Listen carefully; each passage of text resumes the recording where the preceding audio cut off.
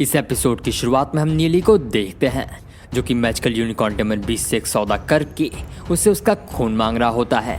वहीं दूसरी तरफ नीली की इस बात को सुन के वो डेमन बीस्ट भड़क जाता है, जिसके बाद वो उससे कहता है कि इंसान, तुम्हें क्या लगता है तुम मुझे इतनी आसानी से बेवकूफ़ बना के मुझसे मेरा खून ले लोगे।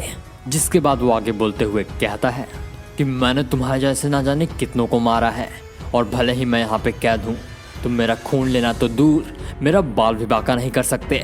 और उस बीस्ट की ये बात नीली के दिल पे लग जाती है।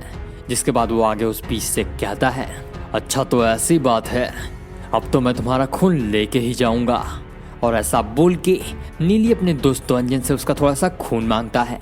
जिसके बाद द्वंजन नीली की बात मान के उसे अपना खून दे देता है। और द्वंजन का खून मिलने के बाद नीली उस बीस्ट के चारों तरफ कुछ निशान बनाने लगता है।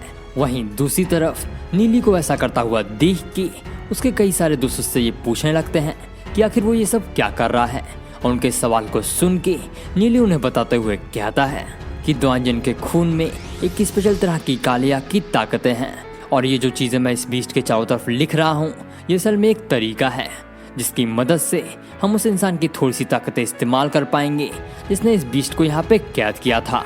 जिसके बाद वो आगे बोलते हुए कहता है, क्योंकि जिस आदमी ने इस बीस्ट को कैद किया था उसने भी इस बीस्ट को हराने के लिए काले रंग की आग का इस्तेमाल किया था और इसी वजह से मुझे ये लगता है कि ये बीस्ट काले रंग की आग से डरता है और इसीलिए मैंने द्वंजन का खून यहाँ पे इस्तेमाल किया है। और उन सभी को ये सारी बातें बताने के बाद नीली अपनी ताकतों का इस्तेमाल करके उस बीस्ट के चारों तरफ आग लगा देता है। वहीं दूसरी तरफ उस आग को देख के वो बीस्ट मन ही मन घबराने लगता है। जिसके बाद फिर सीन चेंज होता है और हम दो लोगों को देखते हैं और ये दोनों लोग फेदर गॉड सेक्ट से आए होते हैं, जिसमें से पहला इंसान फेदर गॉड सेक्ट का लीडर है और दूसरा उसका बेटा है। और ये दोनों लोग इस समय नीली और बाकी सभी पे नजर रख रहे होते हैं। और उन सभी को देखते हुए उस सेक्ट लीडर का बेटा उसे बताते हुए कहता है कि डैड, मैंने आपसे पहले भी कहा था कि ये लड़का मुझसे भी ज्यादा टैलेंटेड और होशियार है, लेकिन उस समय आपने मेरी बात नहीं मानी थी। लेकिन अब आपको ये भरोसा हो गया होगा कि मैं सही था। और उसकी इस बात को सुन के वो सेक्ट लीडर आगे कहता है कि ये लड़का वाकई में होशियार है और मैंने इतने सालों में इतना टैलेंटेड लड़का कभी नहीं देखा। और अगर ये हमारे सेक्ट को ज्वाइन कर ले तो इसकी मदद से हमारा सेक्ट और भी ताकतवर बन सकता है। जिसके बाद वो वहाँ पे आए बहुत सारे सेक्ट के लीडर्स और एल्डर से आगे बोलते हुए कहते हैं कि इस साल के बच्चे पिछले साल के मुकाबले काफ़ी ज़्यादा टैलेंटेड हैं। और जैसा कि हमने डील किया था, सबसे पहला स्टूडेंट हमारा फेदर गॉड सेक्ट चुनेगा।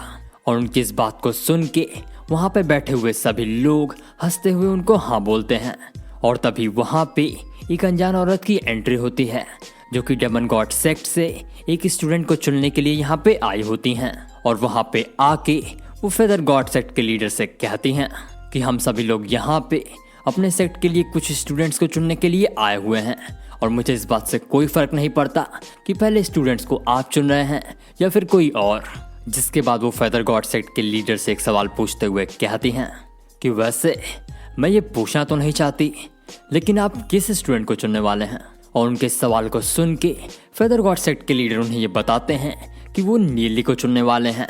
और उनके इस जवाब को सुन के वो औरत आगे उनसे पूछते हुए कहती हैं कि नीली ही क्यों, और वैसे भी यहाँ पे नीली से ज़्यादा टैलेंटेड लड़के मौजूद हैं, जैसे कि वो सफ़ेद बालों वाला लड़का कल्टीवेशन के मामले में वो नीली से कई गुना ज़्यादा ताकतवर है।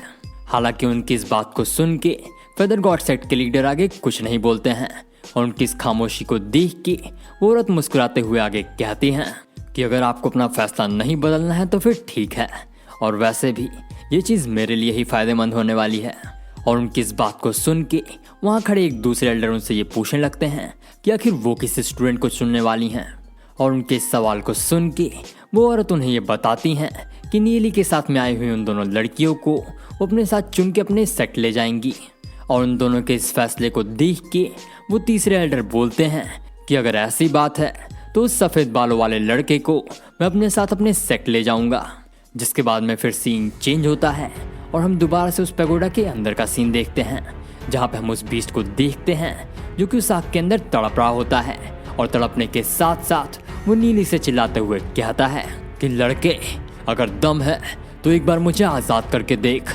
अगर मैंने तुम्हारी हड्डियां ना तोड़ दी तो मेरा नाम बदल देना। और उसकी इस बात को सुन के नीली मुस्कुराते हुए कहता है कि मेरी छोड़ो, तुम अपनी सोचो, क्योंकि बस थोड़ी ही देर में तुम पूरी तरह से भूनने वाले हो। और नीली की इस बात को सुन के वो बीस्ट आखिरकार नीली को अपना खून देने के लिए मान जाता है। और इसी के साथ ये पार्ट यहीं पे एंड होता है। वीडियो पसंद आई हो तो इस वीडियो को लाइक और चैनल को सब्सक्राइब करना ना भूलें।